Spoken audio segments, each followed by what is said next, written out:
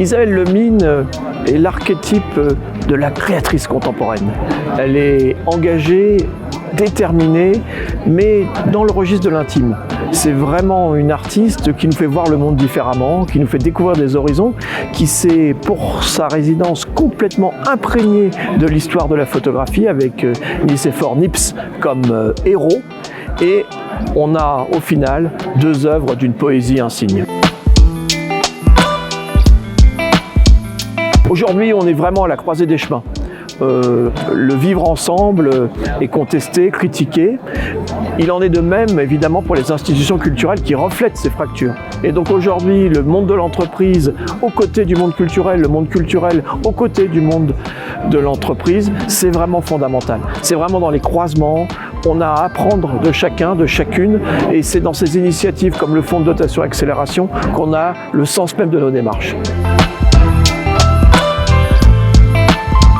Le Centre Pompidou Accélération est une initiative atypique, unique, qu'on doit à Mathias Léridon, qui a su irriguer une voie, j'allais dire, très originale, car on est au cœur de la démarche du Centre Pompidou, défendre la création contemporaine. Et l'artiste prend évidemment dans ce contexte une place centrale. C'est vraiment l'artiste invité par l'entreprise qui écoute l'artiste, et dans cette dialectique, le Fonds de dotation accélération permet une aventure tout à fait originale. Le Centre Pompidou, c'est le Centre national d'art et de culture qui abrite le Musée national d'art moderne. Aujourd'hui, définir l'adjectif national est d'une complexité sans faille.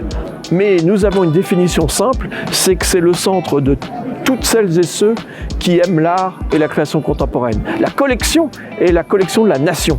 Et donc, à Paris, nous ne pouvons montrer qu'une infime partie.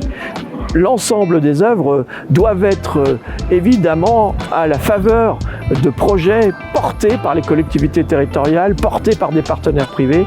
C'est là où, évidemment, on a du sens. Donc le Centre Pompidou aujourd'hui va vivre une période de fermeture, mais il ne sera jamais aussi vivant que dans l'ancrage territorial.